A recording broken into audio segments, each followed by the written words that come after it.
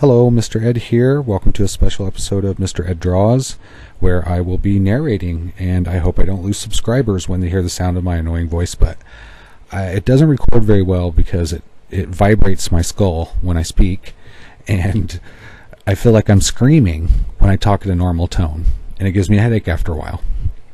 But I'm going to try and narrate this, and maybe we'll get over it together, hopefully. But here goes. I picked this sketch to narrate because there's so much wrong with it. I kept having trouble with, work smart, not hard. And this is an example of working really hard and really not accomplishing anything. I went over that tree about 1,000 times because every time I would go over it, I would go back up and the dry erase would be dry. Imagine that. And it would scrape off with my pen and leave a big white spot where I wanted there to be just a little trace of a white spot there.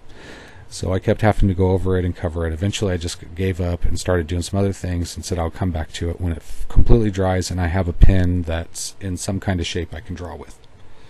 Half the reason why these sketches aren't as good as I feel like they should be is because I just started doing these drawing with dry erase like 3 months ago. I had a dry erase board sitting on the wall next to me. I picked it up, I did some sketches, took some pictures of them, posted them on Facebook. It was cool. And then I did a bigger one. I thought, wouldn't it be cool to watch these be drawn in fast motion? So I did it. I liked the video, and I was like, oh, well, if I like watching it, then somebody else out there might enjoy it. And I've got family members who are artists. My little niece, she's an artist. So I really love that she can see it because she lives thousands of miles away, and it can inspire her to just pick up something and start expressing yourself through it. So this is where I'm at with my dry erase. It's about 3 months into it. I'm still learning a lot about how it works to create what you need to create. On this tree, I tried a lot of different things. Given the state of the pen, some pens draw darker, some don't draw very well, some will pick it up, it's just so many variables. So you can see I do my bark lots of different ways so that you can see the different types of textures and depths that you can accomplish with a dry erase pen. It really is remarkable the amount of variety of tones that you can get with a really dark pen. But if you're, I guess, tenacious, and if you think smart about it, you can really accomplish a lot with one. And once I realized that, I was like, oh, this will be fun. I can learn a lot about this. So I did this picture, and when I was thinking about doing it as a video, I wanted to demonstrate the different layers that you can create in a picture. Traditionally, when you do that, you use different levels of tones of darkness, because as you're looking through the atmosphere, things get lighter in their crisp colors, or just get washed out by the atmosphere. So dark tones get lighter. Just intuitively, when you see that, you think that's the background. But in dry erase, you don't have that luxury. You can't really create tones in the same way that you would with a pencil, or just about anything else in the universe that can draw. So I just am kind of still learning how I can get the same effect but do it differently. So one of the ways I've worked out getting the light tone effects is by using an old dry erase pen, using one that's kind of worn out. It doesn't draw dark anymore. You can press down and it still has a light color. That makes great background tones. So if you have those in your set of dry erase pens, if you're drawing along with me, then use those for your backgrounds, and then use your darker tones for outlining, your darker pens for outlining your darker tones in the foreground. So here I'm like, okay, these pine trees on the left, they're way too small. Who knows where they came from? So I thought I would make one of them bigger and pull it down to the ground further, and then maybe the one next to it would look like it's further in the background, so that it starts to make sense that maybe this is a section of the ground that's lower, pushed in the back, and the birch tree and the larger pine tree are all together in a knoll that's in the front. So that's where the pine, knoll, and birch name comes from, because it reminds me that I messed up my perspective on this picture and my scale on this picture and my tones on this picture, but I still I got to make it work. I've invested all this time. I'm not going to throw out all this footage because I erase these when I'm done. They're finished, it's just history. So all I have is the video of it. So I uploaded it, and I said I'll just go back and explain to people why when they look at this that it's just confusing.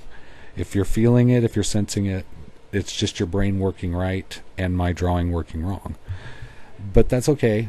I hammered it out over time. Eventually if the viewers can start to see what's there. I hope you can too.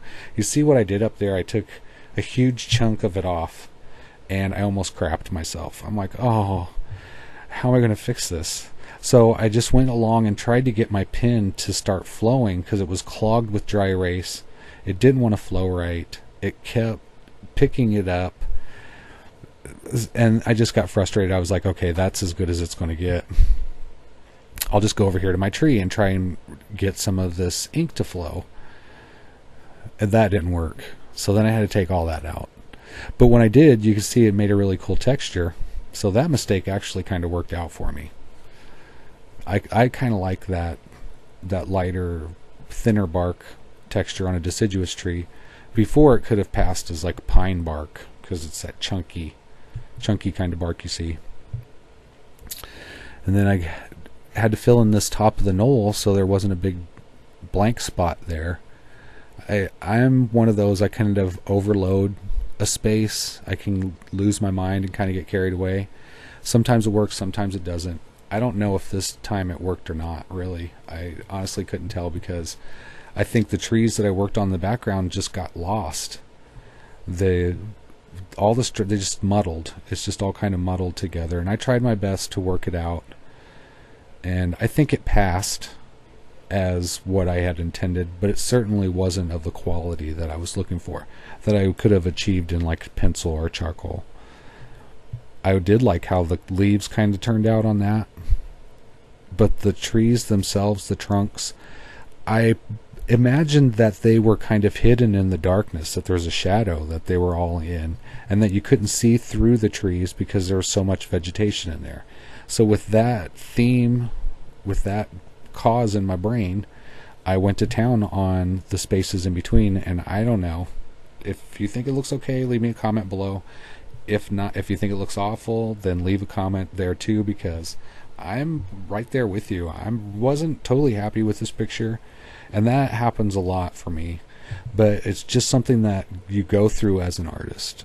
If you draw something, you get to the end of it and it's not what you had intended, don't be discouraged. Sometimes it works. Someone's going to come along there, look at it, and they're going to think, hey, it matches what's in my brain. But if it doesn't match what's in your brain, that's okay. I feel like, me personally, if I were to draw something and it came out exactly like it was in my mind, I'd be done with art. I was like, I'm done. There's nothing more to learn. If I can produce what's in my brain in the material world that we can all touch, I'm done as an artist. You'd think it'd be the beginning, but for me, art is mostly about the fun of learning, because there's so much to learn whenever you are doing art, and it can be fun because your learning is put into something that it's like almost instant gratification. It's like I've learned something and I created something. So don't be discouraged if it doesn't turn out. I wasn't discouraged by this. I learned a ton from drawing this picture, even though it didn't turn out well. So I hope you learned something too watching it, and I hope you enjoyed this narration, if it even turned out. If not, I'll try again. But thanks for watching. Be sure to click subscribe if you haven't, because I'm going to have more of these coming up, and we're going to learn together. Like I said, I've only been doing this for 3 months. I'm learning with you, so stick around and watch the series, and you can see how, just me personally as an artist, I look at myself as kind of like a general artist. I have a general experience with art, so if you feel like you're an artist too, maybe we can share together in the process of how it comes along. Now, some people's, the part they hate of the videos where I erase them, they're like, is there some way you can save them? It's like, well, I did in the video, so or just draw your own if you want. You can do it. So join me again as I try to narrate one of these videos, and I'm going to be drawing some more here real soon, so look for those. Thanks again.